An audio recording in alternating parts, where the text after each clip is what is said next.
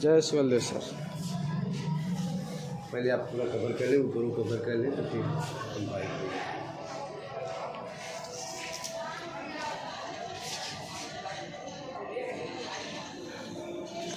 भीतर भी देख लें।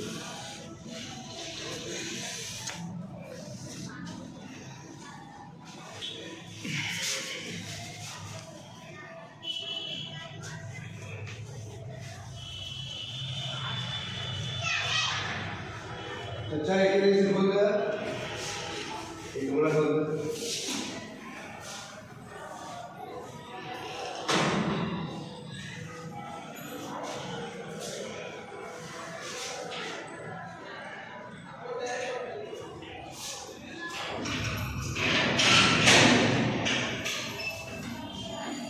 गुजरात के दानदाताओं की सूची, बंगाल के दानदाताओं की सूची,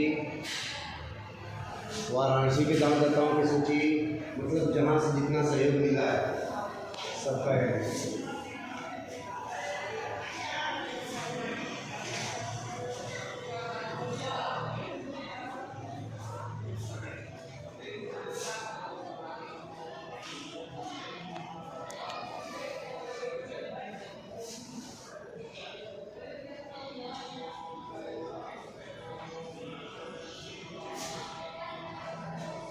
महाराष्ट्र के ज़्यादा कवर कर लिया है,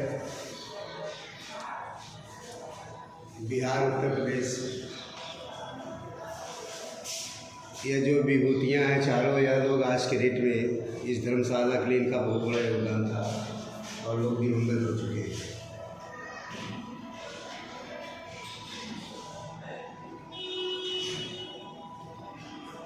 ये स्वर्गीय बेचूराम राजभर मास्टर साहब थे, ये स्वर्गीय जयदेव राजभर मोगरा जी थे, स्वर्गीय जयदेव राजभर।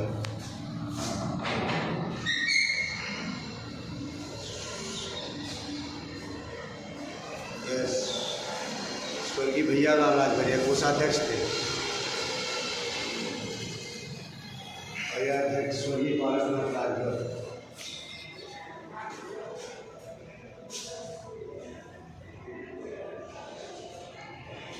एक से कमरा यह है।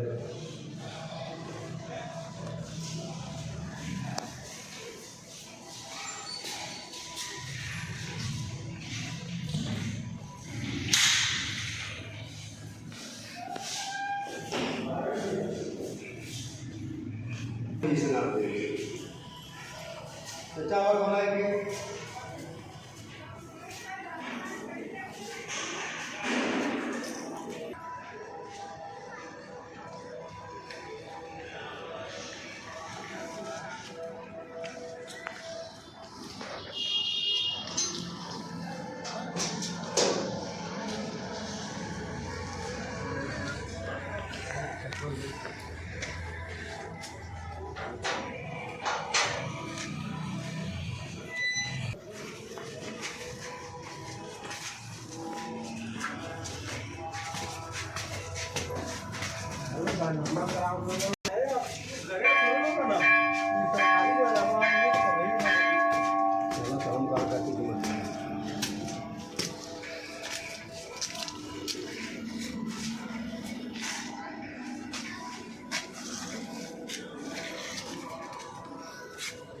इधर भी देखना, आगे भी देखना कि पूरा देखें तो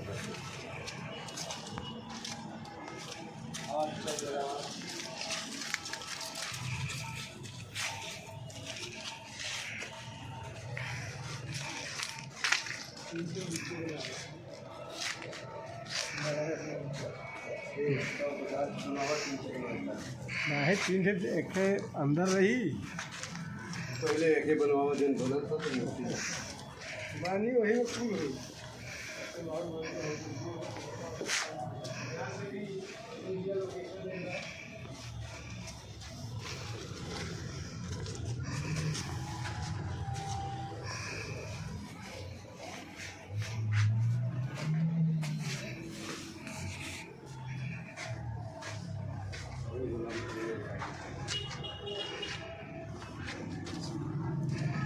तालाब वगैरह पूरा सीनरी ले लो।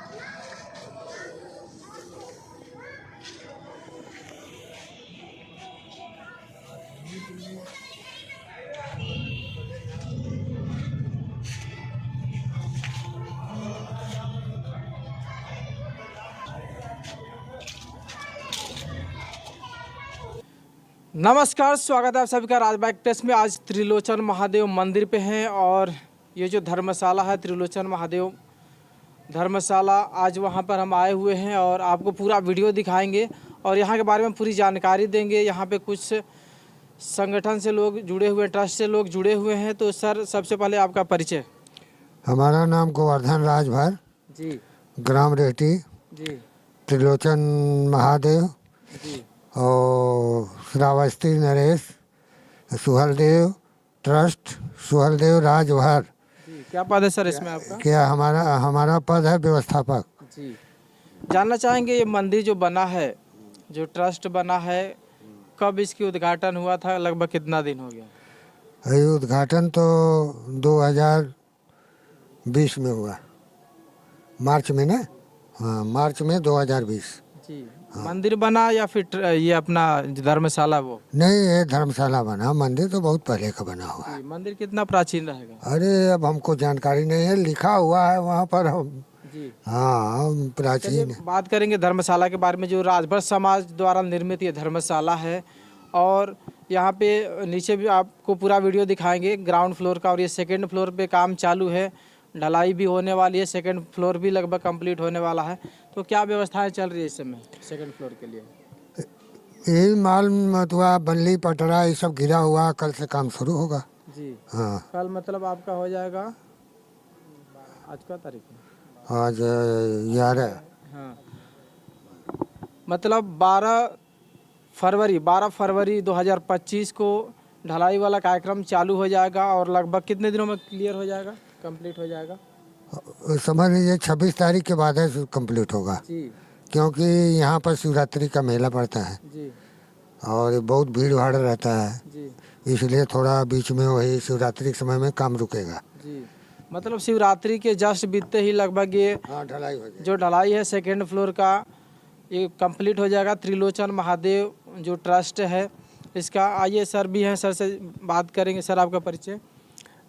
सर्वप्रथम हम आपके इस मीडिया चैनल को धन्यवाद देते हैं कि आपने मुंबई से आकर इस हमारे समाज के धर्मशाला का आकलन कर रहे हैं और इसको अपने मीडिया के द्वारा संपूर्ण देश में सभी स्वजाति बंधुओं को, सर्व समाज के लोगों को हमारे धर्मशाला के विषय में परिचय कराने का प्रयास कर रहे हैं। इसके लिए आपको हमारी तरफ से तहे दिल से धन्यवाद।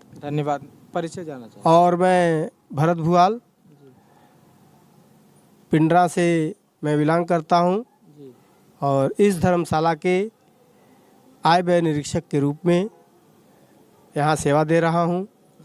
और इसके साथ ही साथ जो इस धर्मशाला के उद्देश्य को पूरा करने के लिए श्रावस्ती सम्राट सुहेलदेव राजभर ट्रस्ट का स्थापना किया गया है, उसमें भी मैं राष्ट्रीय आय व्यय निरीक्षक के रूप में अपना सेवा दे रहा हूं।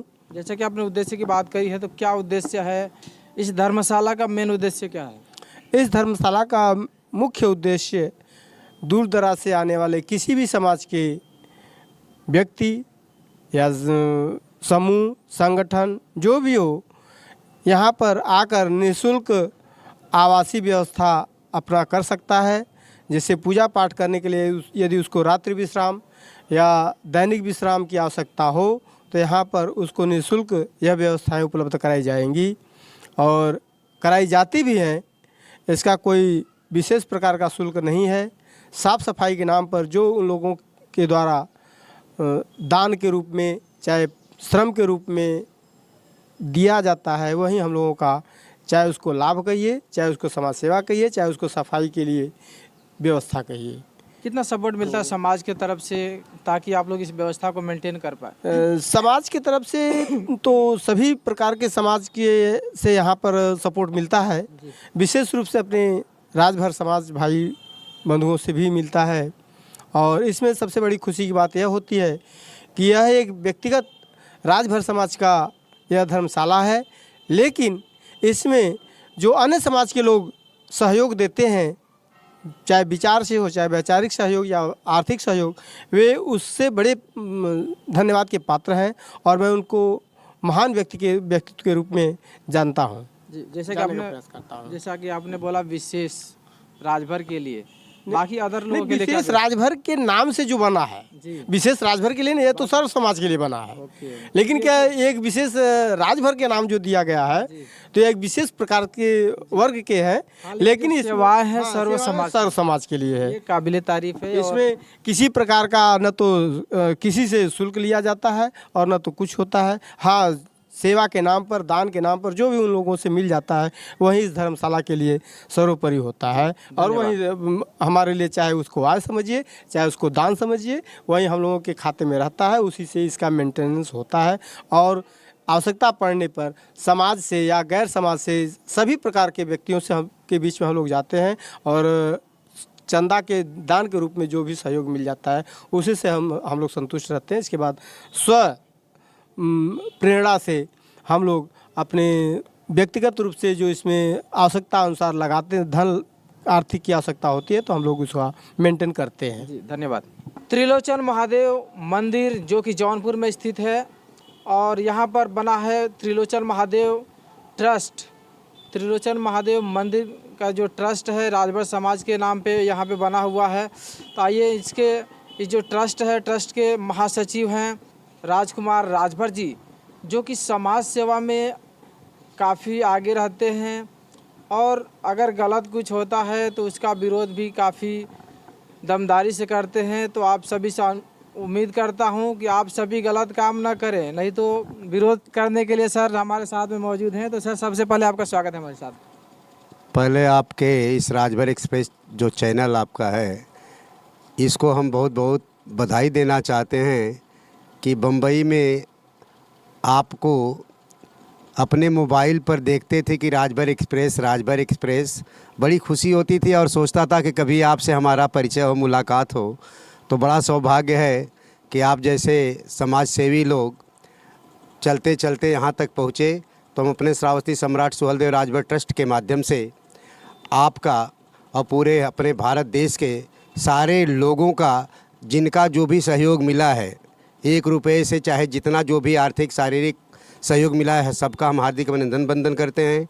क्योंकि इस सुहेलदेव राजभर धर्मशाला को बनाने के लिए हमारी कुछ विभूतियाँ जो आज के समय में हम लोगों के बीच में नहीं हैं, उन दिवंगत आत्माओं को, जिसमें श्री स्वर्गीय पारसनाथ राजभर जी जो अध्यक्ष रहे, स्वर्गीय श्री भैयालाल राजभर जी जो कोषाध्यक्ष रहे, श्री जयदेव गौतम जी जो बहुत वरिष्ठ सक्रिय कार्यकर्ता थे, सदस्य थे, और श्री बेचूराम राजभर मास्टर साहब, यह चारों लोगों ने इस धर्मशाला के लिए बहुत कुछ मेहनत किया।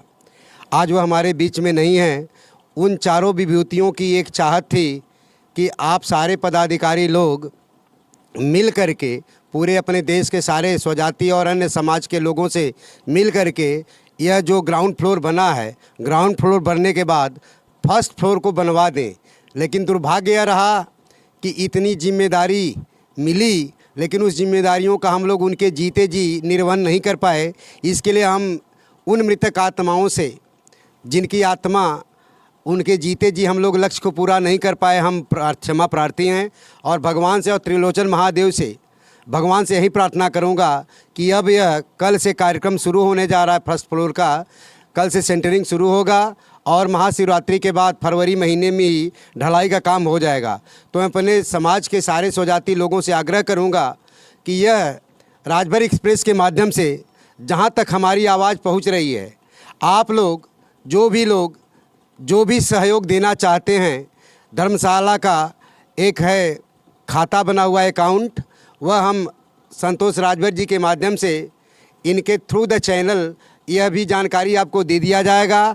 आप पूरे भारतवर्ष में जहाँ भी हैं, जिस जगह से हैं, वहाँ से इस धर्मशाला के दूसरे फर्स्ट फ्लोर की छत की ढलाई के लिए सहयोग करेंगे और उम्मीद करेंगे कि यह एक बहुत बड़ा लक्ष्य सुहेलदेव राजभर जी के नाम से जो धर्मशाला बना है, श्रावस्ती सम्राट सुहेलदेव राजभर ट्रस्ट के माध्यम से हम लोग समाज को एक बहुत बड़ा सहयोग देते हुए सहयोग लेना चाहते हैं और राजभर समाज का नाम पूरे हिंदुस्तान में गौरवशाली के रूप में दर्ज हो।